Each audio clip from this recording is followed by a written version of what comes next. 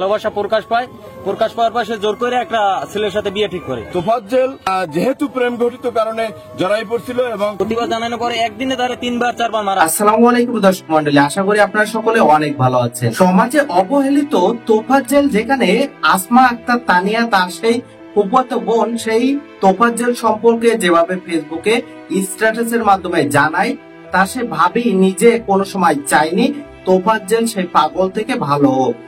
যেখানে অর্থ সম্পত্তির মালিক ছিল তোফাজ্জলের পরিবার, সেখানে সেই কোটি কোটি টাকার অর্থ তা সেই ভাবি যে নাকি নিজে করবে বলে সেই ভাবি, এমনকি তা সেই ভাবির মায়ের কর্তৃক যেভাবে তোফাজ্জলকে নির্যাতন করা হতো, সেখানে একমাত্র প্রেমের সম্পর্ক তন্নি নামে এক তরুণীর সাথে তোফাজ্জলের প্রেমের সম্পর্ক ছিল। এলাকার চেয়ারম্যান হিসেবে তার পিতার সেখানে যেভাবে সেই তোফাজ্জল নাকি ছাত্রলীগের একজন কর্মী হিসেবে যেভাবে সেই চেয়ারম্যানের সেই রাজনৈতিক কেরিয়ার গঠনের জন্য যেভাবে 3 বার অক্লান্ত পরিশ্রম করে, কিন্তু পরবর্তীতে সেই চেয়ারম্যানের মেয়ে তন্নির সাথে প্রেমের সম্পর্কে যেভাবে সেই একই দিনে তাকে 3 বার মারধর করলে সেখানে মানসিক ভারসাম্যহীন অবস্থার সৃষ্টি হয় সেই তোফাজ্জলের।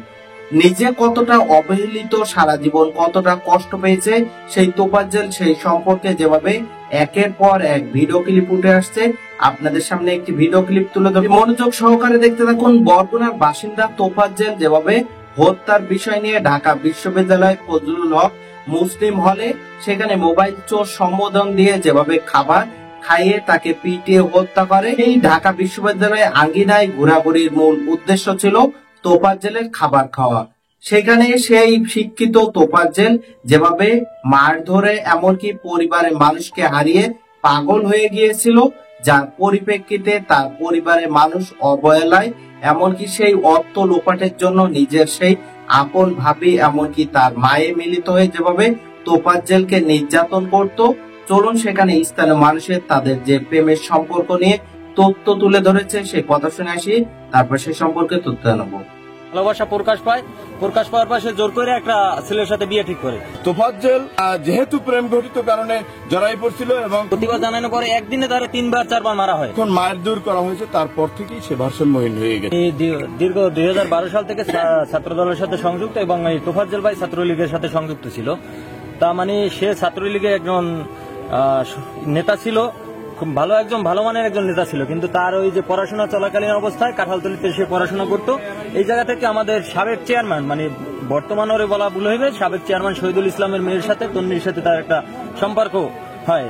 এই সম্পর্কের ব্যবহার করে তোফাজ্জলের দ্বারা চেয়ারম্যানের 3-4টা নির্বাচন করাইছে, ওরা ব্যবহার করছে পর্যায়ে। ব্যবহার করার পরে যখন দেখছে যে ব্যবহারের পাত্র শেষ, এর দ্বারা নির্বাচিত হয়েছে। নির্বাচিত হওয়ার পর তোফাজ্জলের সাথে বিভিন্ন ভাবে অসৎ আচরণ করে। যখন এই ভালোবাসা প্রকাশ পাওয়ার পর সে জোর করে একটা ছেলের সাথে বিয়ে ঠিক করে। বিয়ে ঠিক করার পরে তোফাজ্জল ওই মানে তাৎক্ষণিক প্রতিবাদ জানানোর পরে একদিনে তারা 3-4 বার মারা হয়। মারা হওয়ার পরে এই যে তার মানসিক একটা আঘাত আসে এবং তার 15 সালে তার বাবা মারা যায়, 19 সালে তার মা মারা যায়। এই একের পর এক আঘাতে এরপরে চেয়ারম্যানের 3-4 বার মারার পরে তোফাজ্জল মানসিক ভারসাম্য হারাই ফেলায় এবং অসুস্থ হয়ে পড়ে। আমি এই ঘটনার জন্য সর্বোচ্চ দায়ী করি এই চেয়ারম্যানকে, কারণ এই চেয়ারম্যানের জন্য এই ছেলেটা আজকের এই অবস্থা হয়েছে। এবং আমি আরো প্রতিবাদ জানাই, পাথরঘাট উপজেলা ছাত্র দলের পক্ষ থেকে প্রতিবাদ জানাই, ঢাকা বিশ্ববিদ্যালয়ের সর্বোচ্চ বিদ্যাপীঠ যেখানে সকল অন্যায়ের প্রতিবাদ হয়, সেইখানে এত বড় একটা ঘটনা ঘটবে, এই ঘটনা আমরা মেনে নিতে পারতেছি না। কাঙ্ক্ষিত কিছু মানুষের জন্য, 2-4টা মানুষের জন্য ঢাকা বিশ্ববিদ্যালয়ের একটা মানে এত বড় কলঙ্ক হবে, এটা আমি চাই না। এই সন্ত্রাসীদের আমি বিচার চাই, সর্বোচ্চ বিচার, ফাঁসির দাবি করছি। এবং এই চেয়ারম্যানের বিরুদ্ধে মামলা করা হোক, এই মামলায় চেয়ারম্যানকে আসামি করা হোক। কারণ হচ্ছে সে যে ঘটনাটা ঘটাইছে, এটা আমরা কেউ সচেতন নাগরিক কেউ মেনে নিতে পারছি না। এবং অত্যন্ত ভালো ছেলে, এই যারা এই এবং সেই চরদানিতে বিচরণ করত এবং অত্যন্ত ওদের পরিবারটাই ভালো।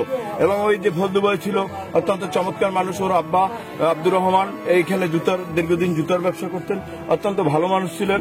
এবং তার বংশধর ওই ফারুক লাইব্রেরিয়ান, ওরাও ভালো। এবং আমি চাই যে যারা শুরু থেকে শেষ পর্যন্ত, আমি কিন্তু যারা শেষে মারছে তাদের শুধু বিচার চাই না, যারা শুরু করছে তাদেরও আমি বিচার চাই। এবং তাদের বিচার যেহেতু হয় নাই, কারণ একটা কারণে যে সময় বিচারটা হবে সেই সময় পেশি শক্তির কারণে বিচারটা করা হয় নাই এবং এইটা প্রতিবাদ করার মতো কোনো লোক ছিল না। এখন যেহেতু সময় এসেছে এবং বর্তমান অন্তর্বর্তীকালীন সরকার ক্ষমতায়, আমি চাই যে এই যে তোফাজ্জলের মূল ঘটনা উদ্ঘাটন করে সঠিক দোষীদের বিচারের আওতায় এনে বিচার করা হোক। যারা পিটিএ মারছে তাদেরকেও বিচার করা হোক, যারা ভারসাম্যহীন করেছে তাদেরও বিচারের আওতায় আনা হোক। ভয়ের কারণে হয়তো যেহেতু দীর্ঘদিনের ঘটনা, এখন মুখ খুললে হয়তো পরবর্তীতে তাদের সমস্যা হইতে পারে। আর তারা মনে করতেছে যে এই ক্ষমতা আরো সম্প্রসারিত হবে, আরো কিছুদিন তারা পেতে পারে, এই কারণে তারা মুখ খুলতেছে না। কিন্তু ঘটনা আমি শিক্ষক হিসেবে বললাম, তোফাজ্জলের শিক্ষক হিসেবে আমি স্পষ্ট বলতে চাই যে তোফাজ্জল যেহেতু প্রেম ঘটিত কারণে জড়াই পড়ছিল এবং ওই পর থেকে যখন মায়ের দূর করা হয়েছে তারপর থেকেই সে ভারসাম্যহীন হয়ে গেছে। তোফাজ্জল দীর্ঘদিন থেকে কানালতলী শহীদ চেয়ারম্যানের মেয়ের সাথে প্রায় 8 বছর থেকে সম্পর্ক ছিল। এক পর্যায়ে তারা সে যখন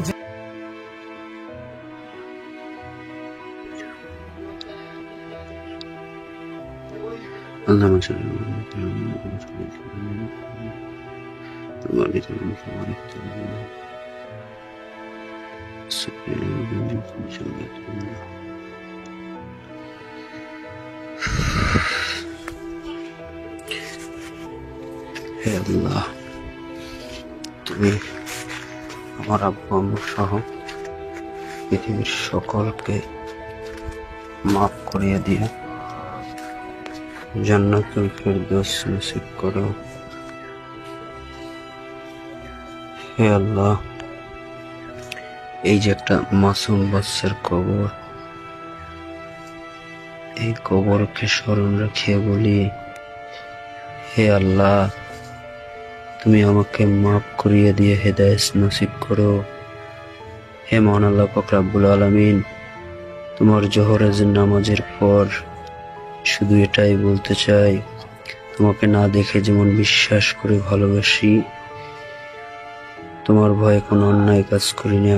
আপনার সম্পূর্ণ ভিডিও ক্লিপে তোফাজ্জল সম্পর্কে যেভাবে স্থানীয় মানুষের বক্তব্য ছিল, তন্নি নামে এক তরুণীর সাথে প্রেমের সম্পর্ক, সেখানে এলাকার চেয়ারম্যান তার পিতা, যে নাকি সেই তোফাজ্জল সেই সময় ছাত্রলীগের একজন ক্ষমতাবান নেতা থাকার কালীন যেভাবে তাকে ব্যবহার করে রাজনীতি করে নিয়ে নিজে যেভাবে পরবর্তীতে তোফাজ্জলকে তার মেয়ের সাথে প্রেমের সম্পর্কে আটকের মাধ্যমে যেভাবে তাকে মারধর করা হয়, পরবর্তীতে মানসিক ভারসাম্য হারিয়ে যেভাবে তোফাজ্জল বিভিন্ন স্থানে ঘোরাঘুরি, এমনকি পরিবারের মানুষের অবহেলা, সেখানে তোফাজ্জল যেভাবে পরিসমাপ্তিতে সেই পিতা মাতা এমনকি ভাইয়ের মৃত্যু পরে তারও মৃত্যু হলো, সেখানে যেভাবে তাকে নৃশংসভাবে পিটিয়ে হত্যা করা হলো, অবশ্যই সেই হত্যাকারীদের উপযুক্ত শাস্তির আওতায় আনার জোর দাবি জানাচ্ছি। সম্পর্কে আপনাদের তথ্য মন্তব্য কমেন্ট বক্সে জানাবেন। সকলে সচেতন থাকবেন, পরিবার নিয়ে ভালো থাকবেন, সুস্থ থাকবেন। আল্লাহ হাফেজ।